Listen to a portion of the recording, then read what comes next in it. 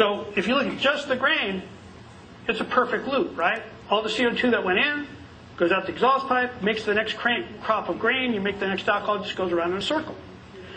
Of course, that doesn't happen with oil. It goes out the exhaust pipe and there's no absorption mechanism built into the oil system.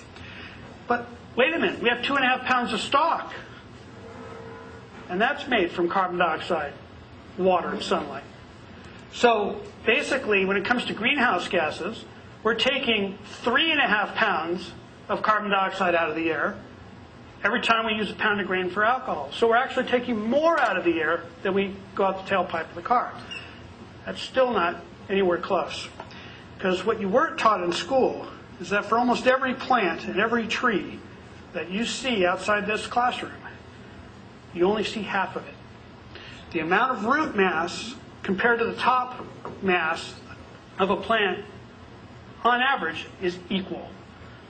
So here you got 3.5 pounds of roots that are all made of carbon dioxide, sunlight, and water. So now you're up to 3.5 pounds with the roots. So if you add all that up, when you make your alcohol from the pound of grain, you're getting 7 pounds of CO2 impounded. We're not even close to done. The other thing you weren't taught in school, yes? Doesn't that begin to decompose and give off methane, which is a worse gas than CO2? He asked, if you didn't hear it, he's saying, doesn't it decompose, make methane, which is a worse greenhouse gas than CO2? No, it would actually decompose to carbon dioxide slowly in the soil if it wasn't first eaten by other organisms and made part of their biomass. So slowly it does, it does first become part of the soil biomass, and some of it does go back to the air. But let me go a little further, because you're going to see we're dwarfing this. Now, everybody in school has been taught this thing about plants, right? Plants have roots, and the roots absorb nutrients and water, which the plant needs, and it goes uphill like this. And if you got a little bit better education, it was explained to you that the way it got up there is that plants have little holes in their leaves, and they evaporate water out, and that creates suction, which pulls the water up.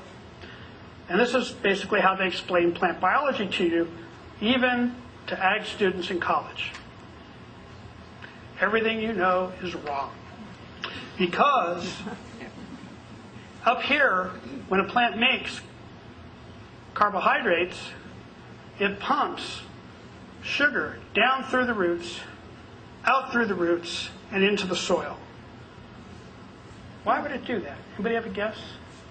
Feed the microbes. Very, very good. Feed the microbes. And why is that good? You'll see in a moment.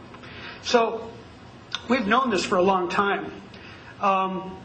It was finally proven. Someone actually followed, a molecule of sugar from up here and actually followed the CO2 gas into sugar all the way down. And there's another plant right here. I'm going to back up. I keep backing up because this is very interesting, and you're going to see how it links together. There's a very standard science experiment that every college student sees. And this is about thinking in the box. This is a literal box. This is an actual grow box. And there's a plant here. There's a plant here. Now, this is a growth chamber. Humidity's even. The soil is identical with the two pots of plants. Everything is equal. Because in science, you want to make sure you eliminate the variable so that you can test one single variable and see what the effect is. And so the one variable is that the light is not in the center. It's over here. So as this plant grows and gets bigger, it shades this plant. And eventually this plant gets really big and this plant dies. Okay? And guess what? If you do that experiment again, the same thing happens. And what does that mean in science? It's the truth. If it's repeatable, it must be true. So that's what and this is the basis of the argument, believe it or not, that we're taught in college, that all of us are fighting for scarce resources, and only the strong survive and the weak don't. What's Darwin supposed to have said? Survival of the fittest. Now, you've got, this is not corn anymore, this is a tree. So these students finally wanted to prove that carbon dioxide actually went from here out into the soil. And so they put a bag over one of these branches and squirted in radioactive carbon dioxide gas. So the tree took it up, made it into radioactive sugar. And they had got out their Geiger counter. They started following it. Beep, beep, beep, beep, beep, beep, down the branch. Bop, bop, bop, bop, bop, bop, down the trunk. Boop, boop, boop, boop, boop, boop, out the root. Beep, beep, beep, beep. Out here, into the soil. All right, we've got our doctorate. We finished our paper. Everybody's celebrating. But someone set down the Geiger counter. Beep, beep, beep, boop, boop, boop, boop, bop, bop, bop, bop. All of a sudden, they found the plant next to it was taking up the radioactive sugar. Because the roots of this plant and the roots of that plant, if this is a root hair, this is super microscopic, right? These are cells of the very tip of the root hair. At the very end of these roots, when you have the root hairs, fungus will grow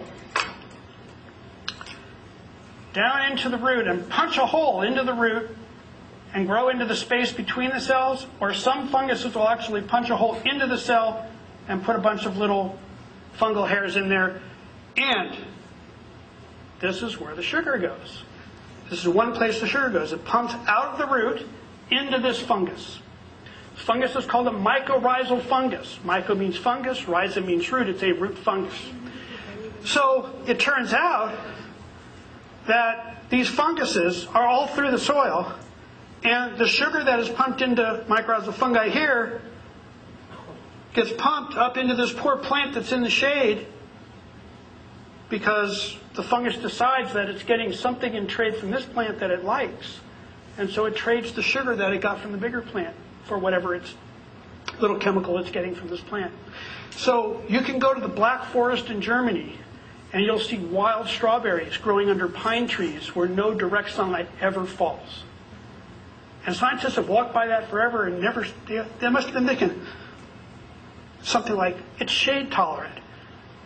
But they were taught in school that it's not possible. You know, somehow they just disassociated from that experiment they learned at school and never asked the question, never were curious about how the hell do you get a sweet strawberry when there's no sunlight striking the plant. The answer is, you can't call this a single species. You can't call this a single species. It's like, it's very, what we say, human-centered or anthropomorphic. We're making out like these are all separate things competing for resources. This is not survival of the fittest. This is community. And this tree cannot survive without these fungi. It needs the fungus to break down rocks and soil and everything else and pump it in, and it trades sugar for it. And the tree is laughing all the way to the back. Oh, God, I can make so much sugar. And the fungus is saying, I can dissolve rocks all day. I get all the sweet stuff. And it's trade. Now, survival of the fittest. You know who actually said that? It wasn't Charles Darwin. Charles Darwin never said survival of the fittest. Charles Darwin said, if two organisms compete, nature extincts them both because they're not putting their energy into reproduction. So make love, not war is very important in nature. Okay? Who said survival of the fittest? Herbert Spencer.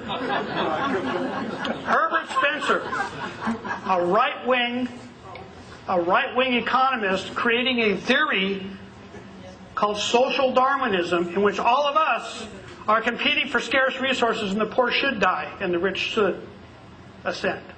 So this social Darwinism is where that phrase comes from, and Darwin never said it. Okay, this is important because here you've got 7 pounds of carbon dioxide apparently just in the roots, the stalk, and the grain. But in reality, 80% of the sugar